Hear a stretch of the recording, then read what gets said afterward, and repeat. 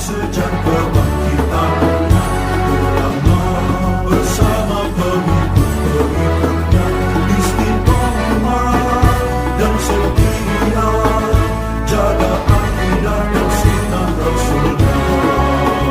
Alhamdulillah segala puji baginya ulama bersama pengikut-pengikutnya istiqomah dan setia menjaga agama nusa dan bangsa.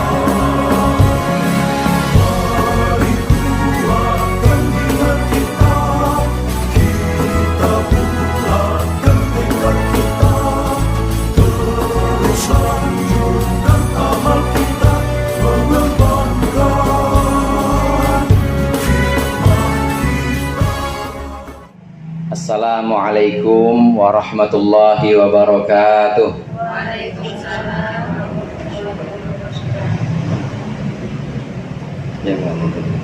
Al-Fatihah. Bismillahirrahmanirrahim. Alhamdulillahirabbil alamin. Iyyaka na'budu wa iyyaka nasta'in. Ihdinas siratal mustaqim. Siratal ladzina an'amta 'alaihim ghairil maghdubi 'alaihim waladdallin. Bismillahirrahmanirrahim. Alhamdulil muallimil tullabi wa musahhilil khairi liman yata'allamu. Thumma as-salatu wassalamu 'alan nabi wa alihi wa sahbihi jayu'dhamu. Ya Rabbana kaffir 'anna dhunubana wa walidina wa liman huwa muslimun. Nad'uka Allahumma ilman nafi'a min yawmina ilal hisabi yaqumu. Amin amin amin wa ya fattahu. Amin amin amin wa ya alimu. Alhamdulillah, alhamdulillahilladzi faqqaha man arada lahul khaira fid din wa hadahu sabilal muhtadin. Wassalatu wassalamu ala sayyidil mursalin wa imamil muttaqin sayyidina Muhammadin wa alihi wa ashabihi ajma'in. Amma ba'd, fa inna ahsanal hadithi kitabullah wa khairul hadi hadi Muhammadin sallallahu alaihi wasallam. Syarrul umuri muhdatsatuha wa kullu muhdatsatin bid'ah wa kullu bid'atin dhalalah. Segenap jamaah Majelis Ta'lim Nurul Anam, para ibu hajjah, para ustadzah, hadirat sekalian yang berbahagia. Alhamdulillah pada sore hari ini kita berkumpul kembali melanjutkan pengajian rutin kita. Mudah-mudahan apa yang tadi sudah dibaca dan apa yang akan kita baca menjadi suatu yang bermanfaat dunia akhirat. Amin ya rabbal alamin. Pembahasan melanjutkan tentang fardu-fardunya sholat. Kadangkala fardu disebut sebagai rukun-rukunnya sholat. Ini semua adalah hal-hal yang harus dilakukan di dalam pelaksanaan sholat. Kalau salah satu dari fardu-fardu, salah satu dari rukun-rukun ini tidak dilakukan, maka sholatnya tidak sah. Sholatnya batal kalau salah satu kurang dari fardu-fardu ini. Fardunya sholat atau rukunnya sholat ada 17, ada juga yang mengatakan 13. Bedanya kalau disebut 17, ini memisahkan tumakninah dengan memisahkan tumakninah diletakkan dalam setiap rukun-rukun yang sifatnya wajib tumakninah. Jadi dihitung 17 itu kalau tumakninahnya dihitung 1, artinya dihitung setiap habis ruku menyebutkan rukun ruku, kemudian rukun berikutnya tumakninah di dalam ruku. Setelah itu i'tidal, rukun berikutnya tumakninah di dalam i'tidal. Setelah itu sujud, rukun berikutnya tumakninah di dalam sujud. Kalau dihitung seperti itu, maka jumlahnya 17, seperti yang dijelaskan dalam kitab ini. Kadang ada juga ulama yang menghitung jumlah fardu atau rukunnya sholat itu 13. Ini kalau tumakninah dihitung ada dalam rangkaian rukun yang wajib tumakninah. Jadi disebutkan ruku dengan tumakninah, i'tidal dengan tumaninah. Rukun berikutnya sujud dengan tumaninah. Jadi dihitung sujud itu memang harus tumaninah, ruku itu harus tumaninah. Kalau dihitung seperti itu maka jumlahnya 13. Ini jumlah ini 13 atau 17 wajib kita laksanakan semua. Kalau semua ada yang kurang satu, seumpamanya ada yang kurang satu, maka sholat kita tidak sah. Kita sudah sampai pada fardunya sholat yang kelima, wal khamisu. Betul itu Bu ya? Atau udah dibaca itu kemarin? Sekarang ke-6. Tumaninah sudah atau belum? Tumaninah dalam ruku sudah. Berarti sekarang yang ke-7, wasabi'u. Sama-sama kita baca Bismillahirrahmanirrahim. Wasabi'u al-i'tidalu wa hiya al-qiyamu minar ruku'i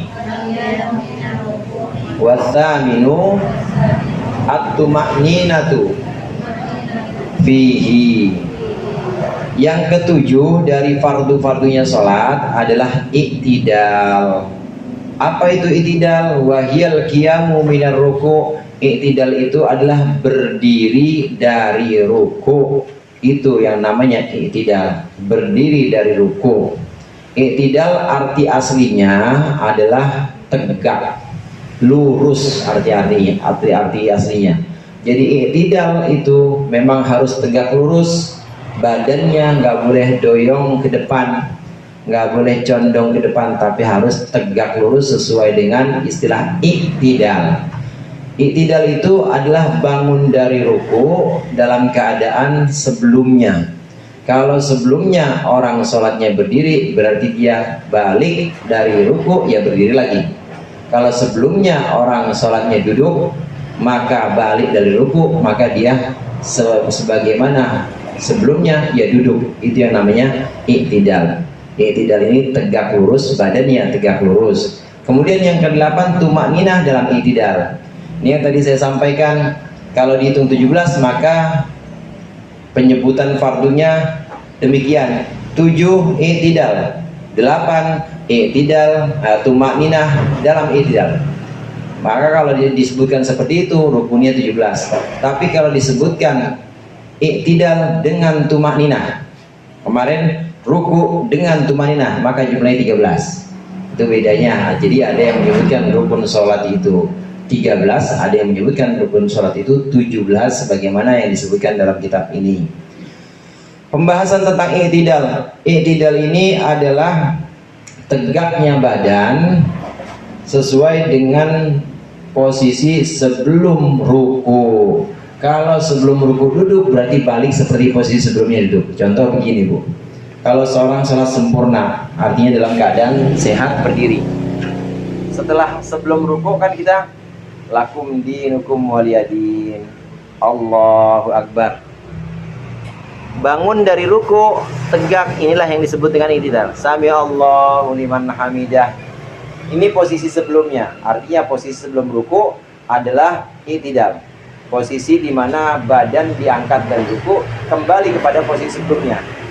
Nah, bandingkan juga dengan ini, kalau sholatnya duduk, rukunya bagaimana? Rukunya begini aja, Allahu Akbar, subhana rabbiyal azimi wa bihamdi, sami Allahu liman hamidah. Maka balik seperti ini namanya i'tidal. Jadi i'tidal itu adalah bangun dari ruku sesuai dengan posisi sebelumnya. Kalau posisi sebelumnya waktu baca Fatihah duduk, ya duduk lagi. Kalau posisi sebelumnya waktu baca Fatihah diri, maka dia diri lagi. Ini yang dimaksud dengan i'tidal. I'tidal juga harus tumakninah. Tumakninah kemarin pengertiannya, tumakninah itu adalah diamnya anggota badan kita sepanjang atau seukuran bacaan subhanallah. Jadi betul-betul anggota badan kita harus diam, anteng dulu. Walaupun antengnya cuma subhanallah gitu doang. Itu namanya tumakninah, yaitu diamnya anggota badan kita setelah dia bergerak. Saat kita ruku i'tidal, saat kita ruku tumakninahnya, begitu kita anteng. Lakum dinukum waliyadin, Allahu Akbar. Baru dihitung tumakninah waktu udah sampai sini. Dihitung tumanina waktu sudah sampai. Nah, diam di sini subhanallah. Sami Allahu liman hamidah. Subhanallah. Sami Allahu akbar. Jadi tumaninah itu diam dan tenangnya anggota badan setelah bergerak. Karena sebelumnya kan ada perubahan gerakan dari rukun satu ke rukun lain, dari gerakan satu ke gerakan lain. Ini kan ada perubahan gerak anggota badan. Maka yang disebut dengan tumaninah adalah diamnya, antengnya anggota badan setelah dia bergerak. Meskipun diamnya hanya seukuran subhanallah, itu namanya tumaninah. Harus ada tumaninah dalam ruku dan tumaninah dalam i'tidal. Kalau tidak ada tumaninahnya tidak sah, karena tumaninah termasuk fardu. Contoh yang nggak ada tumaninah, Bu. Orang kalau ruku dia nggak tumaninah begini. Lakum dinukum waliyadin. Allahu akbar. Sami Allahu liman hamidah. Allah, nggak ada tumaninah itu namanya. Harus berhenti dulu, meskipun berhentinya kayak saya nih, cuma sedikit. Kalau saya terawih sama jidah begini. Lakum dinukum waliyadin. Allahu akbar. Sami Allahu liman hamidah. Allah. Walaupun saya nggak baca Rabbana lakal hamdu sampai lengkap, tapi yang penting ada tenang, subhanallah. Ada begitu. Ada ketenangan sedikit, dari bergerak ketenangan sedikit, subhanallah, langsung gerak berikutnya.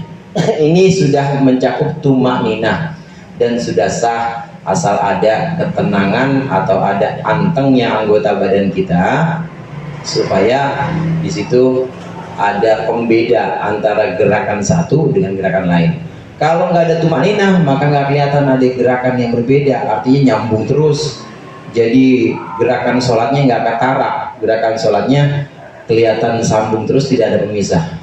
Tumaninah ini diperlukan untuk memisah antara satu rukun dengan rukun lain, supaya dia kelihatan ada pemisahnya. Kalau begini kan kayaknya ada pemisah. Lakum dinukum waliyadin. Allahu akbar. Sami Allahu liman hamidah. Allahu akbar. Allahu akbar. Kayak nggak ada pemisah. Maka harus dipisah dengan tumaninah, yaitu diam dan antengnya anggota badan kita sejenak seukuran bacaan subhanallah. Dalam ruku harus tumaninah, begitu juga yang ke-7, 8 ini dalam i'tidal harus tumaninah.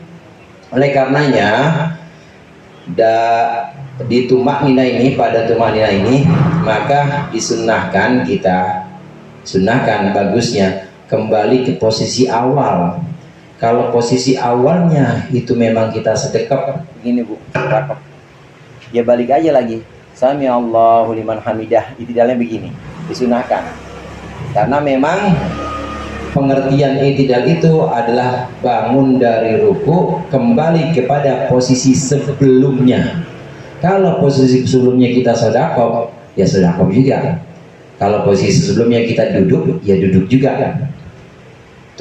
I'tidal itu pengertiannya bangun dari ruku kembali ke posisi sebelumnya. Jadi kalau sedekap, balik sedekap lagi. Selain itu, kenapa disunnahkan sedekap? Untuk menjaga tumaninah supaya anteng tubuh kita. Karena kalau kita nggak sedekap, kadang-kadang nggak anteng tangan kita, ada aja gini goyang-goyangin. Sami Allahu liman hamidah. Kena begini, sami Allahu liman hamidah, gitu jadinya. Jadi kalau begitu nggak ada tumaninah, jadinya nggak ada diamnya anggota badan. Jadi disunahkan balik lagi, sedekap lagi. Ini i'tidal harus dengan tumaninah. Nah, kemudian kaitannya dengan ruku kemarin. Ruku itu ada batas minimal. Aqallur ruku, batas minimal ruku yang dianggap sah sebagai ruku itu sampainya telapak tangan bagian dalam kita ke sampainya telapak tangan, sampainya punggung kita, membungkuknya punggung kita seukuran bungkuk dengan menyentuhkan telapak tangan kepada lutut. Maksudnya contohnya seperti ini. Ini batas minimal ruku.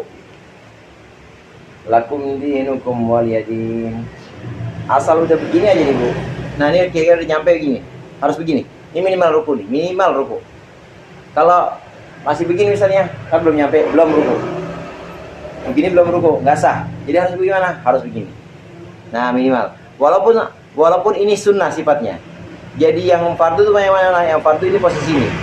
Yang wajib posisi nunduknya atau bungkuknya kita seukuran jika kita memegang dengan telapak tangan bagian dalam. Bagaimana kalau dengan ujung jari begini? Angkat nggak sah. Jadi minimal gini. Nah, kalau mau sempurna sampai punggung kita dengan leher itu seperti papan, seperti lauhin wahid, seperti satu papan yang rata. Sempurnanya seperti ini. Nah, jadi antara punggung dengan leher ini rata. Kalau ibu taruh nampan isinya kue subuh, nggak jatuh. Itu namanya sempurna. Terus bagaimana kalau i'tidal kita? Bagaimana kalau ruku kita hanya pakai yang minimal saja sah sholatnya? Nah, tapi yang jadi permasalahan kalau ada orang sholat dia bungkukin gitu. Maka kalau sampai pada batas ruku yang minimal tidak sah. Ada seorang sholat begini misalnya Bu. Dia sholat dari awal udah begini. Allahu Akbar. Nah, misalnya ini udah batas minimal ruku, udah kena soalnya, dia udah begini nggak sah. Jadi harus begini, harus diangkat lagi. Ya bagus, tak teriak lagi, karena ini sudah masuk wilayah minimal ruku seperti ini. Ini yang ingin saya sampaikan. Dalam ruku ada batas minimalnya. Dalam i'tidal juga begitu, harus balik ke posisi awal dan harus dengan tumakninah. Ini rukun-rukunnya. Bagaimana dengan bacaan Rabbana lakal hamdu, kemudian ruku subhana rabbiyal azim wa bihamdi. Ini bacaan-bacaan sunnah dan nanti ada pembahasannya dalam sunnah-sunnahnya sholat. I'tidal harus dengan tumaninah. Kemudian yang berikutnya wattasi'u as-sujudu. Yang ke-9 sujud. Apa itu sujud? Wa huwa wad'ur rukbatayhi wa butuni asabi'il yadaini wal rijlaini wal jabhati. Sujud itu adalah meletakkan dua lutut dan bagian dalam jari-jari kedua tangan dan dua kaki serta jidat. Jabhah itu jidat. Sujud itu adalah meletakkan kedua tangan, kedua lutut dan bagian dalam jari-jari tangan maupun jari-jari kaki serta jidat. Kalau kita lihat di sini ada hidung nggak Bu? Nggak ada. Maka hidung memang bukan fardu, sunnah. Bagusnya kalau kita sujud hidungnya kita sertakan juga, itu sunnahnya seperti itu. Kemudian di sini kita lihat meletakkan dua lutut dan bagian dalam jari kedua tangan dan kaki serta jidat. Ini diletakkan ketika sujud. Bagaimana kalau nempel semua? Sebenarnya nempel semua, tapi tiarap atau tiarap Bu? Tengkurap atau tiarap? Dia tengkurap atau tiarap kan tetap nempel semua tuh. Dua telapak tangan nempel ya, dua telapak tangan lutut nempel juga, tengkurap. Ujung kaki bisa juga nempel, jidat nempel apa enggak? Nempel juga. Padahal sudah memenuhi syarat itu. Ya nempel semuanya yang disebutkan tadi, lututnya nempel, dua telapak tangan bagian dalam jari-jarinya nempel, kemudian kakinya memang dia tempelin, ujung kaki atau bagian jari-jari kaki ditempelin juga ke tempat sujud atau ke sejadah. Jidatnya juga nempel, tapi posisinya tengkurap. Apakah sujudnya sah? Tidak sah. Karena dalam kitab-kitab lain disebutkan ma'at tankis. Tankis itu menjadikan bagian atas badan kita di bawah dan bagian bawah kita di atas. Bahasa singkatnya nungging, harus nungging. Kalau begini aja Begini aja nih Bu. Begini ya, tengkurap gitu misalnya, tengkurap ini palanya. Kan bisa nempel semua. Yang tadi anggota yang saya sebutkan. Itu disebut dengan a'dha'ul sujud. Disebut dengan anggota-anggota sujud. Apa aja anggota sujud? Jidat, 2 telapak tangan, 2 lutut, dan 2 ujung kaki atau jari kaki. Udah itu anggota sujud. Ini andai orang tengkurap, dia udah kena semua itu. Andai orang tengkurap, dia sudah kena semua 7 anggota sujud itu. 7 anggota sujud, 2 telapak tangan, 2 lutut, 2 jari-jari kaki, kiri kanan maksudnya, tambah 1 lagi jidat, kan 7, disebut dengan 7 anggota sujud. Orang tengkurap bisa kena semua, tapi tetap tidak sah karena syaratnya sujud itu tankis. Tankis itu menjadikan anggota badan yang atas di bagian bawah dan anggota badan yang bawah di bagian atas lebih tinggi. Maksudnya nungging. Jadi harus pinggang kita lebih tinggi dibanding pundak. Harus pantat kita lebih tinggi dibanding jidat. Harus begitu. Yang tadi saya sampaikan bahasa singkatnya namanya nungging, harus begitu. Jadi syarat 7 anggota badan, anggota sujud saja tidak cukup, jadi harus tambahkan dengan tankis. Tankis itu nungging, harus dengan nungging. Ini sujud. Dan sujud ada juga batas minimalnya. Ada batas minimal dari sujud.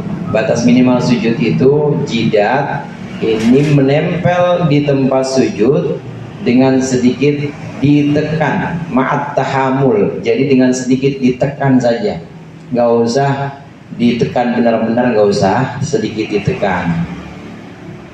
Perumpamaan yang diberikan dalam berbagai kitab itu, kalau sejadah kita itu ditaruh kapas, kita letakkan jidat kita di situ, maka kapas itu blesek, maka kapas itu bisa cegok. Nah itu udah cukup jadi sujud. Jadi nggak perlu ditekan banget sampai palaku yang ditekan banget sampai pala hitam, nggak usah juga. Jadi biasa-biasa aja. Itu batasnya sujud. Kemudian memang yang disebut dengan atharis sujud, bekas sujud, itu ya bukan jidat hitam. Simahum fi wujuhihim min atharis sujud. Di antara tanda-tanda umat Nabi Muhammad, simahum fi wujuhihim, tanda-tanda mereka pada muka mereka itu terdapat bekas sujud. Simahum fi wujuhihim, atharus sujud. Tanda-tandanya di muka. Wujuh jamannya wajah, Bu. Wujuh jamannya wajhun, jamannya wujuh. Jadi yang terlihat tanda-tanda sujud itu di mana? Di muka, bukan di jidat. Bahasa Al-Qur'annya bukan simahum fi wujuh, simahum fi jibahihim. Jibah itu artinya jidat. Tanda-tanda orang-orang muslim dalam jidat mereka, pada jidat mereka itu ada bekas sujud. Bukan bekas sujud yang dihitam-hitamin itu, bukan. Tapi apa? Mukanya. Mukanya kelihatan. Orang kalau mukanya bekas sujud itu enak dilihatnya. Enak, nggak sangar. Jadi buat ngajak orang, kadang-kadang dia belum ngomong aja, kalau ngelihat orang ini bawaannya pengen ikut aja ngaji. Kalau ngelihat orang ini kayaknya pengen dengerin aja nasihatnya. Itu namanya mukanya aja udah dakwah. Mukanya aja udah mengajak orang. Sebagaimana Rasulullah SAW itu muka, jadi bukan jidat tapi muka yang disebutkan dalam Al-Quran. Pada mukanya, pada wajahnya ini terdapat bekas-bekas sujud. Maksudnya bekas untuk mengajak orang kepada Allah, ramah. Ada juga sih yang mukanya nggak ngajak, ancem. Sholat sih sholat, cuma kayaknya mukanya itu kayak teror itu, serem gitu, sangar banget. Pokoknya kalau ngeliat dia lebih serem dibanding inian nisan kuburan. Angker aja bawaannya, ketawanya nggak pernah. Nah yang begitu berarti bukan bekas sujud. Bekas apa?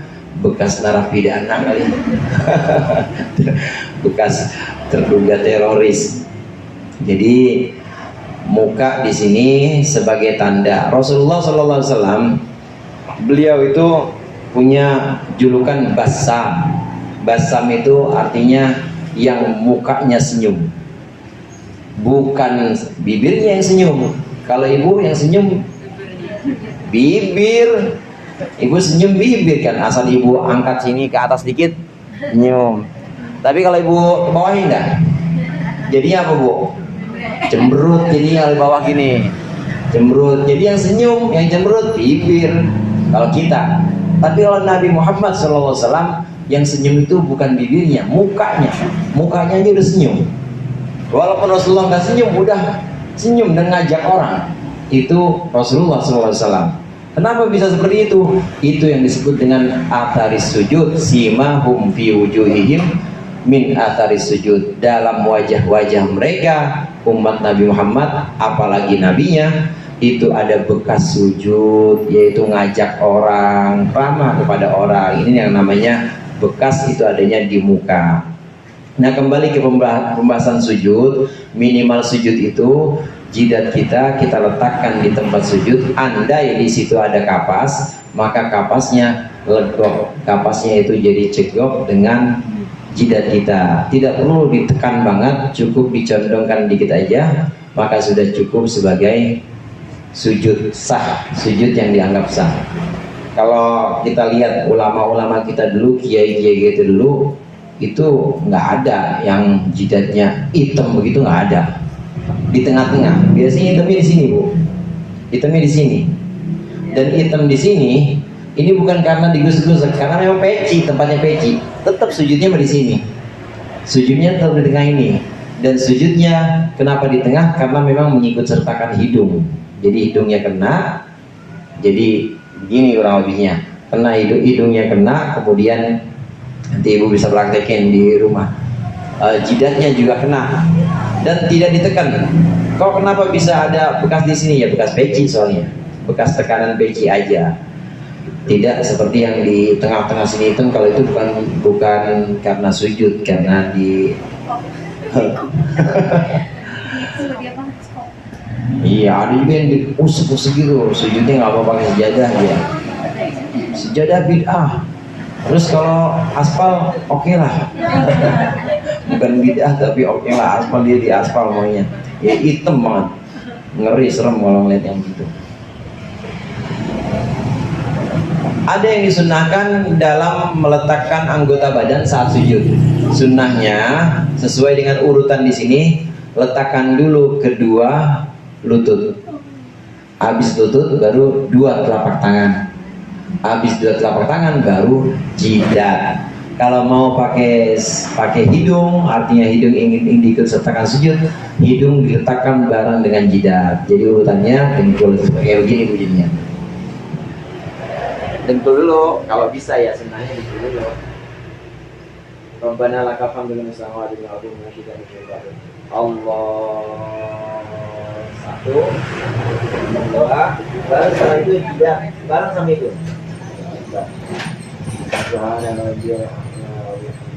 Allahu Akbar.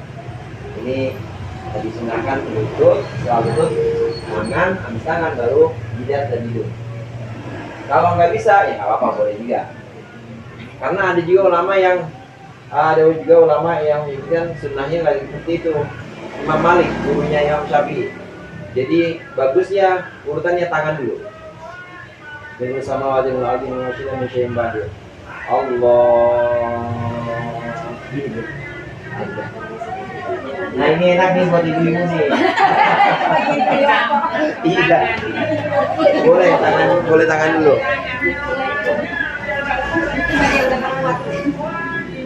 Jadi kalau yang kedua modelnya boleh tangan dulu.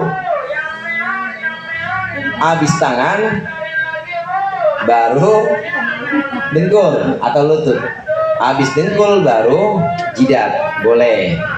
Kalau ada orang sujud seperti ini, tangan dulu, habis tangan baru lutut. Pertama kemungkinannya dia udah tahu ilmunya, karena itu mazhab Imam Malik. Yang kedua, memang dengkulnya sakit. Jadi tangan duluan. Tangan duluan.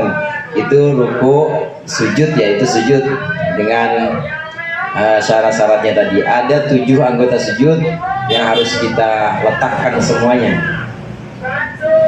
Wal ashiru at-tuma'ninatu fihi. Yang ke-10 tuma'ninah dalam sujud. Sujud juga harus tuma'ninah, nggak boleh buru-buru. Harus ada pemisah antara rukun sebelum sujud yaitu i'tidal dengan sujud, ini harus dipisah. Terus yang berikutnya setelah tumanina di sini tadi diamnya dan antengnya anggota badan seukuran subhanallah, tumanina. Kemudian setelah itu al hadiyah asyara al julusu bainas sajdataini. Yang ke-11 yaitu duduk di antara 2 sujud.